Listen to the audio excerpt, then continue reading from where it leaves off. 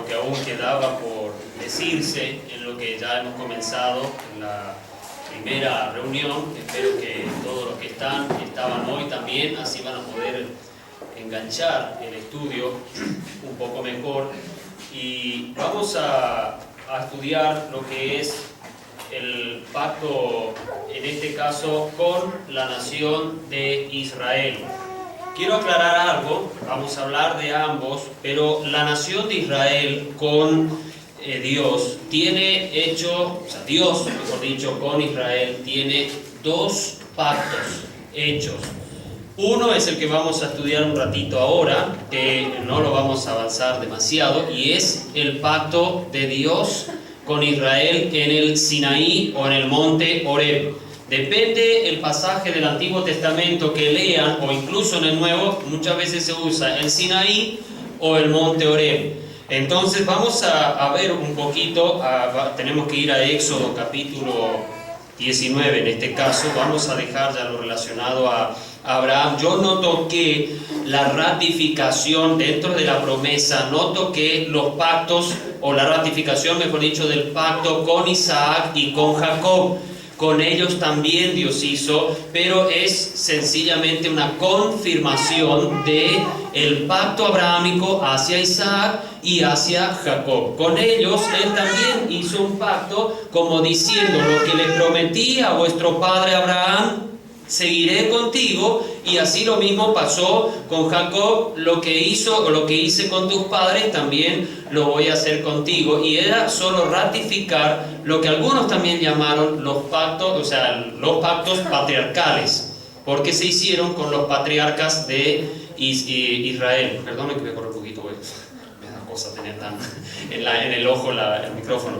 Pero lo que debemos saber, hermanos, es que estos pactos, como yo les decía en la primera reunión, son los pactos que fundamentan todo lo que es la profecía de Dios a Israel, y que la iglesia en Cristo Jesús se apropia en parte de ese pacto, no con una promesa de una tierra, sino con la promesa, en este caso para la iglesia, en lo relacionado a la esposa de Cristo y la habitación en el cielo o al lado del trono del Mesías. Pero esto, Dios mediante, si el Señor nos permite, vamos a tocarlo en otra reunión. Pero debemos entender que ¿cuál es el beneficio de la iglesia con el pacto abrahámico, con Isaac y Jacob?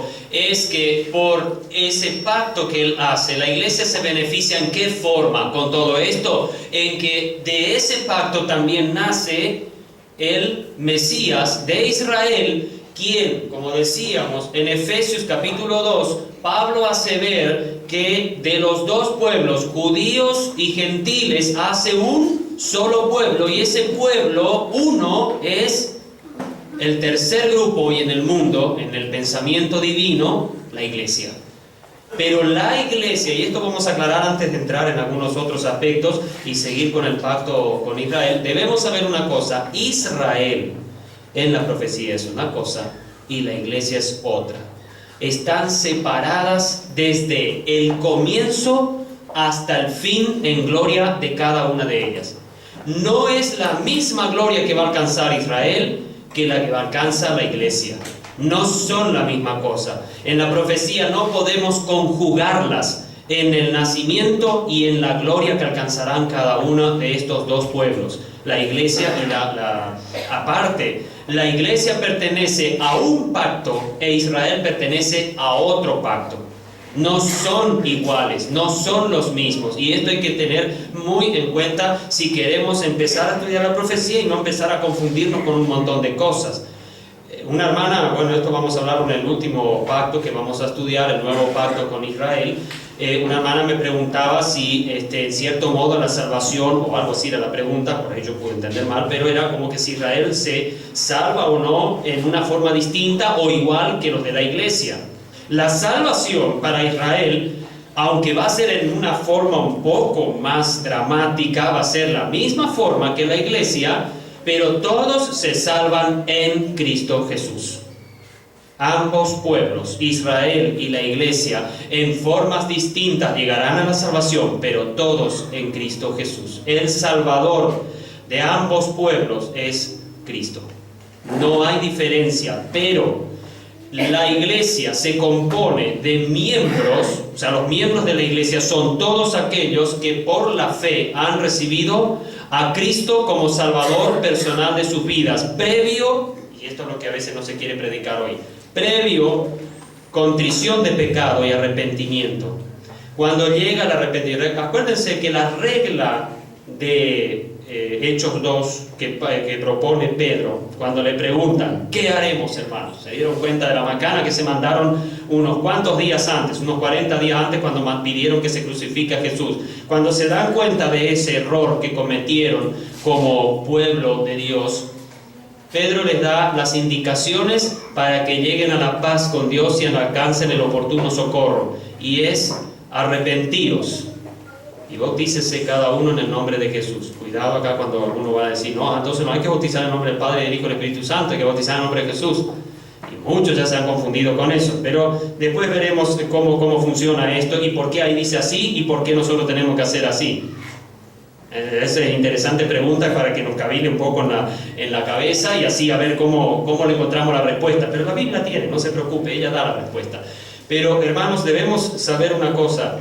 La iglesia se compone, como decía, de arrepentidos de sus pecados que por la fe depositaron su completa confianza en Cristo Jesús, sabiendo que solo Él y nadie más que Él pudo hacer la obra expiatoria por nuestros pecados en el derramamiento de su sangre en la cruz del Calvario. Primero, molido por nuestros pecados, una parte del pacto en el aposento alto. Este es mi cuerpo, que por vosotros, esto vamos a hablar más ahora ya el domingo cuando vamos a estar en la cena del Señor.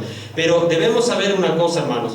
Tenemos que entender que tanto los israelitas ahora, en esta edad, no de la gracia como dicen algunos, de la iglesia, la edad de la iglesia, tanto israelitas como los gentiles se salvan por recibir a Cristo como Salvador personal. Los salvos, como vamos a hablar más adelante, en la gran tribulación o antes de la venida de Cristo, todos también se salvan por Cristo y por creer en Él. Todos los grupos y las edades y los siglos, todos tienen que ir al que Dios puso, el que es en todo y en todo. Acuérdense, Efesios 1 es un capítulo tremendamente revelador.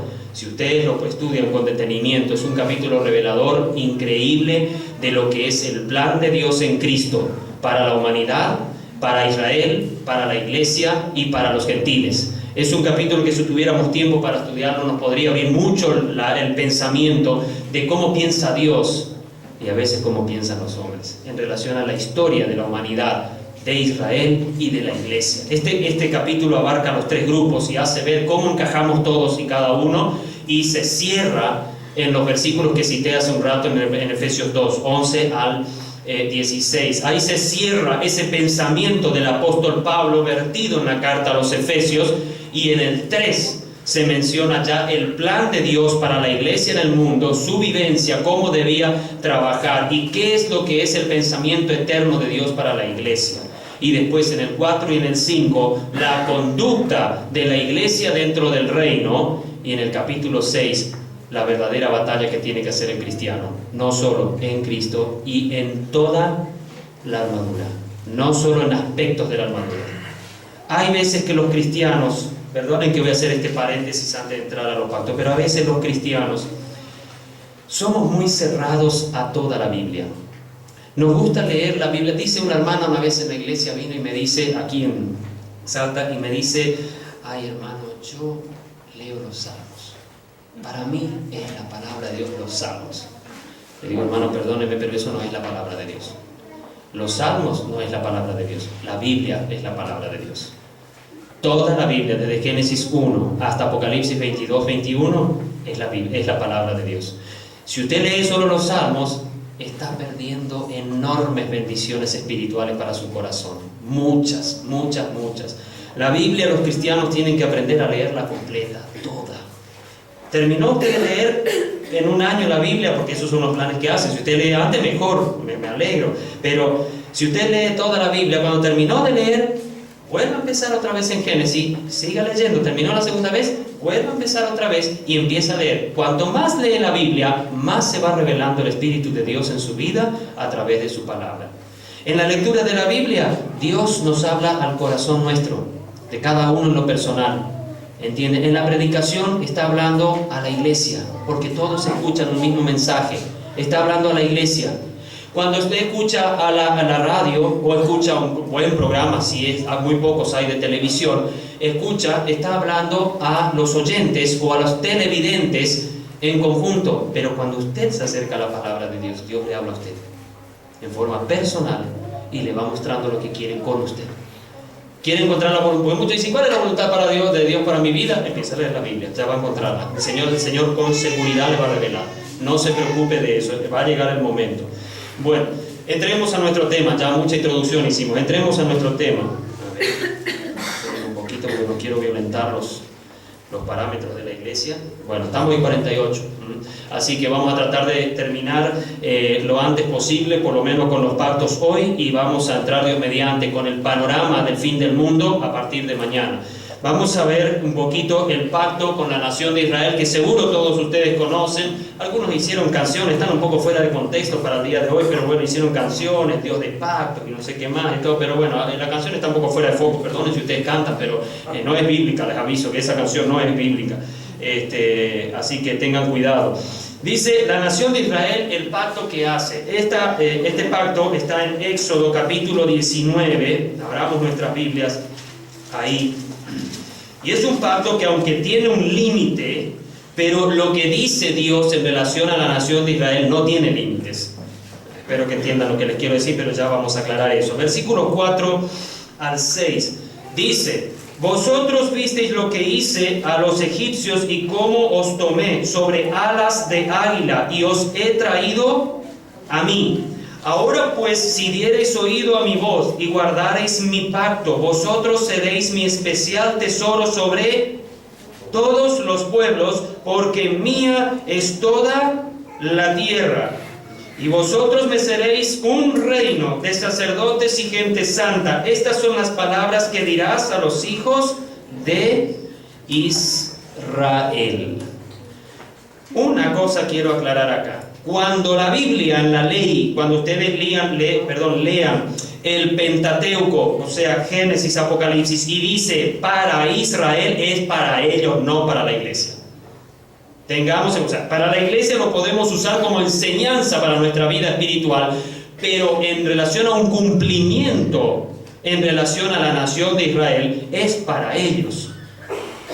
Voy a dar un ejemplo para que entendamos un poco. Cuando ustedes van a Éxodo 31, un versículo creo que del 2 al 17, se habla del pacto del día de reposo. El día de reposo comienza en el capítulo 20, cuando Dios le dice, guardarás el día de reposo, todo lo que ustedes conocen ya.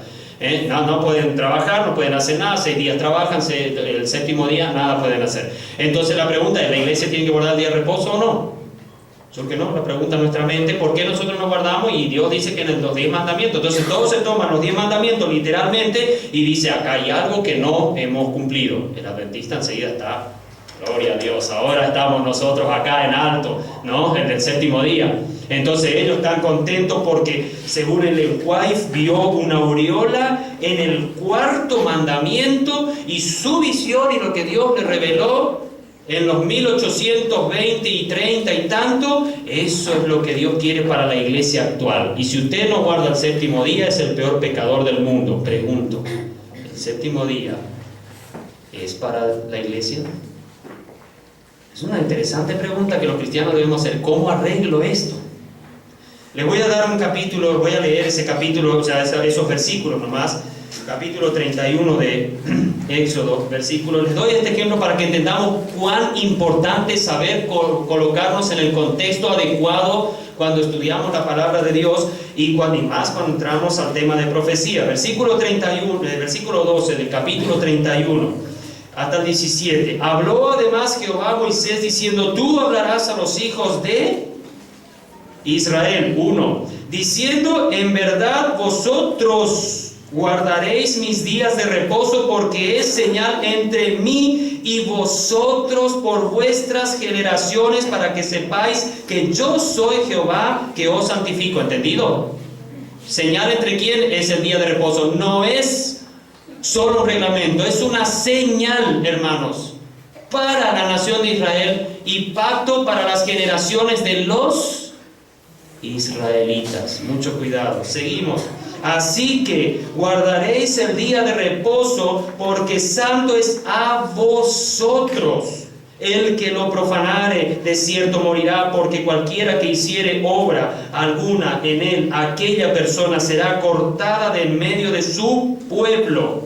6 días se trabajará, mas el día séptimo es día de reposo consagrado a Jehová. Cualquiera que trabaje en el día de reposo ciertamente morirá. Guardarán, atiendan, guardarán pues el día de reposo los hijos de la iglesia, de Israel, dice, celebrándolo por sus generaciones por pacto perpetuo. En el milenio va a haber día de reposo también.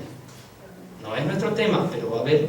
Ahora ya lo veremos quizá más adelante. Señal es para siempre, dice, entre mí y los hijos de Israel, celebrándolo por sus generaciones por pacto perpetuo.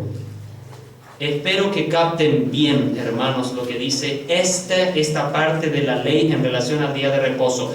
Todo el tema del día de reposo en el Antiguo Testamento se tiene que estudiar de acuerdo a este pacto del día de reposo. ¿Vieron que no es el único pacto con Israel? Y sin embargo es el pacto perpetuo. Por eso, cuando nosotros hablamos en relación a Israel, no hay un solo pacto con Israel. Hay muchos, hermanos. Hoy estoy dando solo los pactos relacionados a la profecía en lo que es el avistamiento de la gloria de la nación en el futuro, cuando venga el reino milenial. Pero hay muchos otros pactos que Dios hizo con esta nación. El pacto del Leribato, capítulo 25 de Deuteronomio, por ejemplo, nos habla de lo que es la descendencia por medio de el hermano. En este caso, cuando muere, tienen que levantar descendencia. Pero eso era para la iglesia. Imagínense un muchacho que murió y le gustaba la cuñada, pero bueno, era el hermano, ya no podía decir nada. Y justo murió el hermano, y bueno, voy a tener que, yo le quería un poco a mi cuñada, voy a levantar yo descendencia. Imagínense si la iglesia pensaríamos así. Pero ¿para quién era el pacto? El mandamiento del Leribato en Israel, que es la ley que se hace justamente, Deuteronomio capítulo 25, después pueden mirar, versículo 5 en adelante. Eso era para la nación de Israel, porque había un problema de heredades. Esto era un aspecto civil en la nación de Israel que se tenía que arreglar para que las heredades no pasen de una tribu a la otra. Esto es lo que pasó con las 4 hijas de Manasés, en el caso de Zelofejad. Zelofejad tenía 4 hijas y esas 4 hijas no tuvieron varones. El problema era que si se casaba de otra tribu alguien, la tierra de ellas pasaría a la otra tribu, porque él era descendiente de Judá o de Benjamín o de Isaacar, de Zabulón o cualquiera de esas tribus. Entonces esta ley protegía la tribu, pero solo se podían casar entre sus hermanos de tribu. Estoy dando solo ejemplos para que entendamos un poco cuántas cosas Dios le ha dado, pero no a la iglesia. ¿Entienden? La iglesia en sus estatutos, en sus mandamientos, vuelve otra vez a lo que fueron los principios en el Génesis. No es un tema que podemos así tratarlo tan rápido, pero lo que quiero que entendamos, hermanos, es que, por ejemplo, el tema del matrimonio, el tema de la desnudez, el tema de los casamientos, todo vuelve a lo que estipuló Dios ya en el Génesis y cómo mantuvieron las prácticas los patriarcas, a excepción de Jacob, que metió la pata y se casó con 2. Demasiado enamorado estaba de Raquel. No le gustó Lea y se casó con otra por las dudas. Pero no le salió bien tampoco, no es bueno. Dios prohíbe después eso en la ley, y los reyes lamentablemente incumplieron. Dentro de esos reyes entra David. Salomón ni hablar, imagínense, ese aguantó 1000. Yo no sé si se puede aguantar tanto. No sé si aguantaría 2. Yo estoy muy contento con la que tengo. Estoy feliz. pero no creo que necesite otra, sinceramente. Pero para él, 700 esposas y 300 concubinas, por las dudas si faltaba mujeres, tenía 300 más. No sé si sirve tener todo eso, pero recuerden que la iglesia vuelve al sacramento, al pacto sacro del matrimonio de Génesis 2, 24 y 25. Eso tenemos que saber, que la iglesia se aparta de esa legislación de la ley en Israel y entra a otra legislación totalmente diferente. Volvamos a Éxodo 19 para ver un poquito, ya que explicamos un poco lo que son los pactos con Israel y esta nación, y van a ser, muchos de ellos seguirán más adelante. En el versículo 4 dice: vosotros visteis lo que hice a los egipcios y cómo os tomé sobre alas de águila y os he traído a mí. Israel es de Dios, podríamos decir en expresión antigua testamentaria, de Jehová, es de ellos. Yo los traje a ustedes. No es que ustedes se salvaron porque me pidieron que les salve. Yo los he traído a mí. Dios se apropia de su decisión y toma en cuenta lo que hace, y le hace por Moisés hacer ver a la nación de Israel que ellos están como pueblo de Dios, no porque ellos quisieron, porque en la soberanía Dios quiso elegirlos desde las otras naciones. Los sacó de Egipto, lo llevó al monte Horeb o monte del Sinaí, y así siguió, los formó como nación, pero porque Él quiso, y Él lo va a seguir sosteniendo en ese pacto. Seguimos un poquito más abajo. Ahora pues, si diereis oído a mi voz y guardareis mi pacto, vosotros seréis mi especial tesoro sobre todos los pueblos, porque mía es toda la tierra. Muchos dicen, bueno, si en el versículo 5 dice, si guardan los mandamientos, ahí se mantiene el pacto de la ley. Puede ser que sí. Pero ahora le voy a preguntar, ¿dejó de ser el especial tesoro de Dios la nación de Israel? Tiene perpetuidad también esta. El problema es la relación como especial tesoro de Israel con Dios se pierde. No es que se pierde lo de ser pueblo de Dios, pero sí se pierde la comunión al dejar de hacer los mandamientos. Ese especial tesoro que lo toma tan en cuenta Dios, que es su nación, Israel, su nación escogida, que también en cierto modo hay figuras en el Antiguo Testamento como la esposa de Dios. Esto lo pueden ver en Oseas y en Ezequiel, vamos a ver enseguida. Entonces uno mira y observa y piensa, bueno, acá como que Israel no guardó, dejó de ser el especial tesoro de Dios. Pero vemos tanto en las profecías como en el Nuevo Testamento que no es así. Ya terminando el Antiguo Testamento, en Zacarías capítulo 2, versículo, creo que es el 10 o el 8, voy a mirar, disculpen que a veces la memoria puede fallar, pero esto estoy saliéndome fuera del bosquejo, entonces tengo que tratar de ver si mi memoria no me falla. Versículo 8 dice: porque así ha dicho Jehová de los ejércitos, tras la gloria me enviará Él a las naciones que os despojaron, porque el que os toca a la niña de su ojo. ¿A quién creen que está hablando? ¿A la iglesia? No está hablando. El Antiguo Testamento nunca habla de la iglesia, está hablando de Israel. ¿Y saben lo que es la niña de ojo? ¿Ustedes saben, conocen lo que es la niña del ojo? ¿Alguno es oftalmólogo aquí? ¿O sabe algo de oftalmología? Nosotros tenemos un miembro en nuestro ojo que se llama la niña, y es el centro negro que tenemos, que le llamamos, creo que se llama pupila, normalmente en un conocimiento más moderno. Pero en la antigüedad se llamaba. ¿Qué pasa cuando a usted vienen y le ponen el dedo en el ojo? Usted va a tratar de proteger su ojo al máximo posible. Imagínense, yo a veces pienso en este pasaje, pienso en Sedequías, el último rey de Israel. Sedequías dice que vino Nabucodonosor, o sus soldados seguramente, y le sacaron los ojos. Qué sensación horrible de ser que le metan un dedo, un gancho, no sé, y le hacen ¡plup! Y salen las bolitas blancas de las cuencas. Y uno dice, qué sensación. A Sedequías no le tocaron la niña del ojo, o sea, el centro ocular que tenemos, que es el que nos da la visión y nos hace que se acerque o se aleje en nuestro ojo y nos dé la percepción de la distancia que tenemos del objeto. Uno se pone a pensar y dice, ¿Qué pasa cuando a uno le tocan? A Dios, el que toca a Israel, es como que le está haciendo puy, puy, puy, puy en el ojo a Dios. Y Dios no va a tolerar eso. Dios no va a tolerar que alguien toque a Israel sin castigo. Hoy es copa pesada a las naciones Israel. Hoy Israel es rechazado y es, por así decirlo, deformado en sus conceptos y en todo lo que quiere hacer hacia el mundo. Pero Dios no dejará pasar sin culpa a quien haya tocado a su nación. Sigue siendo el tesoro especial de Dios, la nación de Israel. Y vosotros me seréis un reino de sacerdotes y gente santa. Estas son las palabras que dirás a los hijos de Israel. ¿Ya dejó de cumplirse de que van a ser reyes y sacerdotes? No.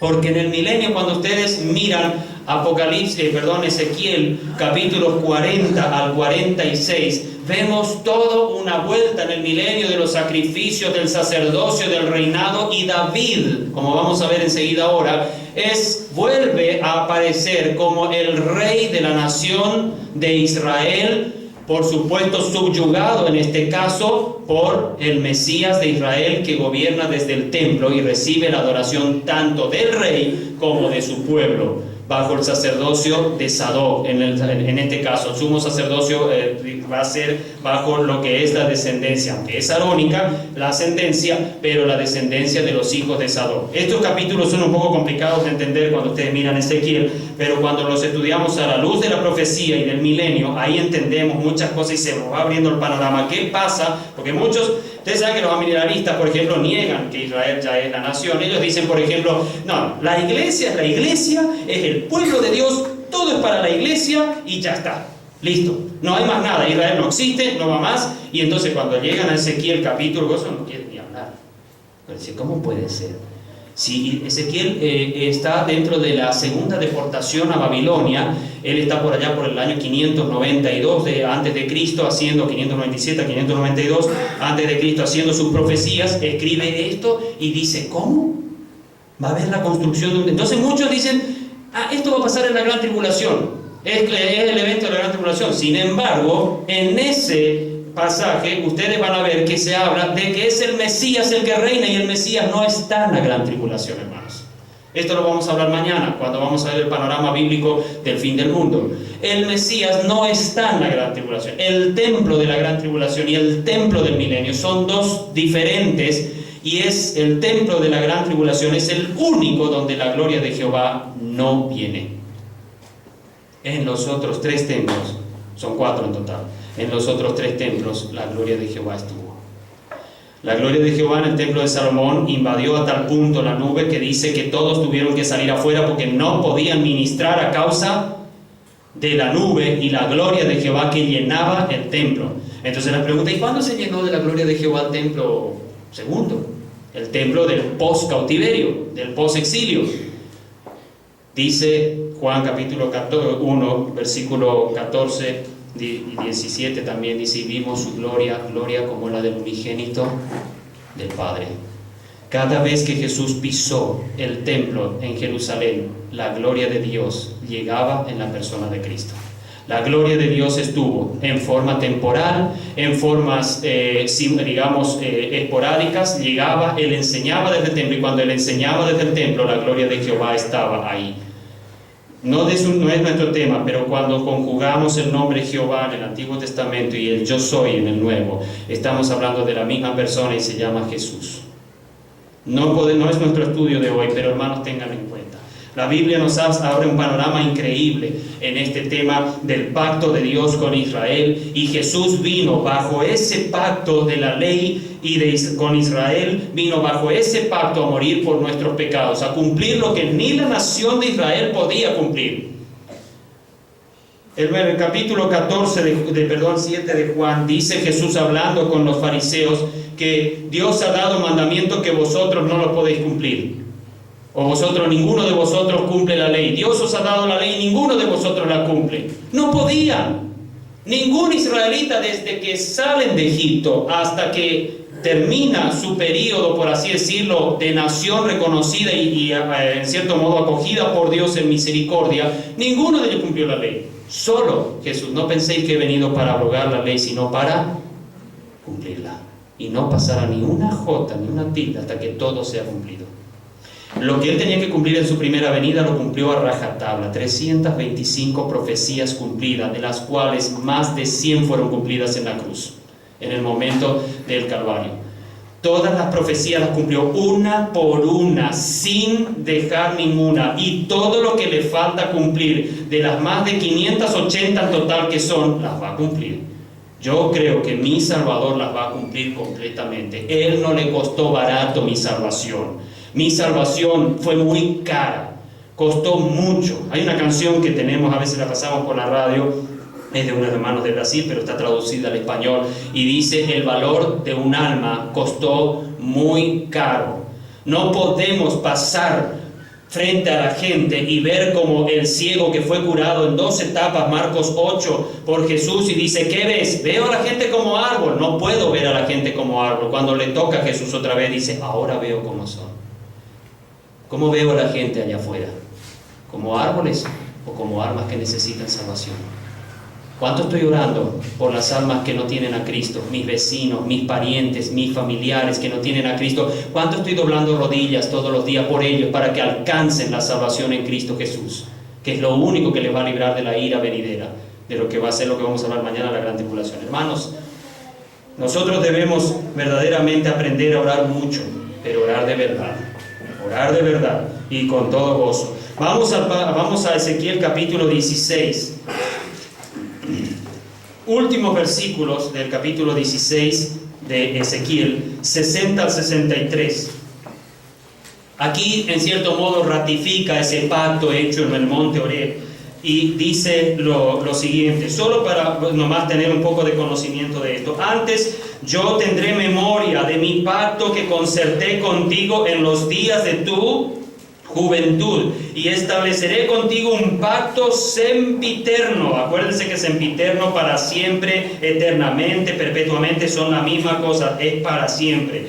Y te acordarás de tus caminos y te avergonzarás cuando recibas a tus hermanas, las mayores que tú y las menores que tú, las cuales yo te daré por hijas, mas no por tu pacto, sino por mi pacto que yo confirmaré contigo, y sabrás que yo soy Jehová, para que te acuerdes y te avergüences y nunca más abras la boca a causa de tu vergüenza cuando yo perdone todo lo que hiciste, dice Jehová el Señor.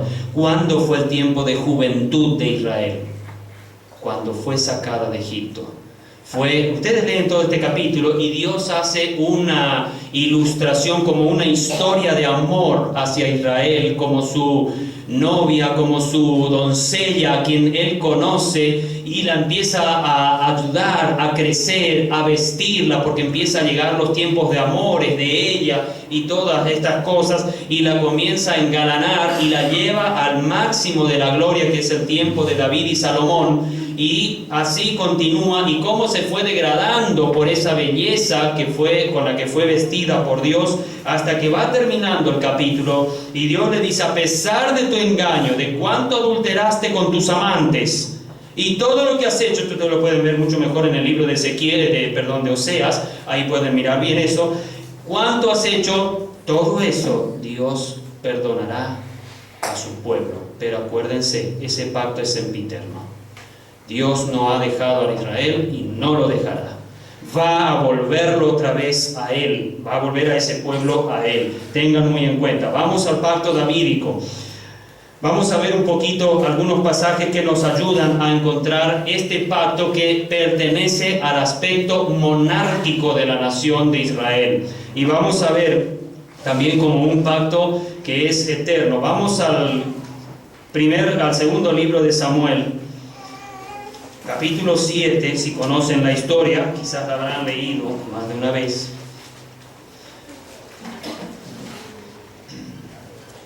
Versículo 7 al 8, el segundo libro de Samuel 7, 8 al 16.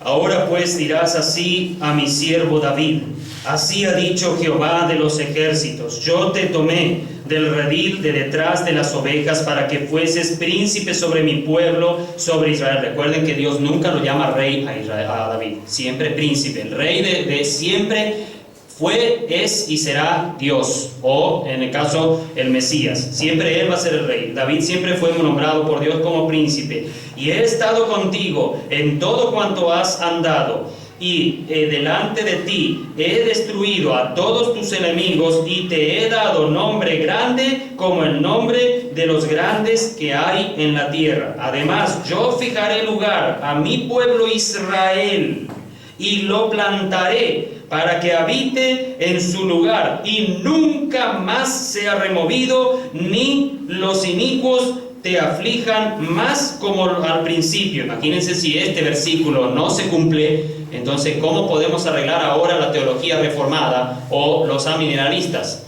que creen que Israel dejó de ser nación de Dios, pueblo de Dios? Sin embargo dice que nadie, nunca más, dice, será removido. La parte monárquica hace una promesa importante a Israel, que ellos nunca serán removidos como pueblo de Dios, siempre estarán, y aunque tuvieron que irse de su tierra, con todo eso sigue siendo la tierra de Israel. Desde el día en que puse jueces sobre mi pueblo Israel, y a ti te daré descanso de todos tus enemigos. Asimismo, Jehová te hace saber que Él te hará casa. Y cuando tus días sean cumplidos y duermas con tus padres, yo levantaré después de ti a uno de tu linaje, el cual procederá de tus entrañas, y afirmaré su reino. Él edificará casa a mi nombre, y yo afirmaré para siempre el trono de su reino. Yo le seré a él padre, y él me será a mí hijo. Y si él hiciere mal, yo le castigaré con vara de hombres y con azotes de hijo de hombres. Pero mi misericordia no se apartará de él como la aparté de Saúl, al cual quité de delante de ti, y será afirmada tu casa, hablando de David, y tu reino para siempre delante de tu rostro, y tu trono será estable, por si faltaba, eternamente. Seguimos, conforme a todas estas palabras y conforme a toda esta visión, así habló Natán a David. Estamos, el reino de David, el pacto con David, abre otro panorama de la nación de Israel, que es la monarquía, y a Israel como un reino entre las naciones. Ahora, cuando ustedes miran el versículo 13 y 14, donde dice que lo voy a soltar, que si él hiciere mal, hay que entender que se entremezcla un poco la persona de Cristo con la persona de Salomón, que fue castigado con vara, en cierto modo, fue también en cierto modo acosado al final de su reino por sus enemigos, pero el reino que será perpetuo, porque uno dice, bueno, pero no, la monarquía va a tener mucho tiempo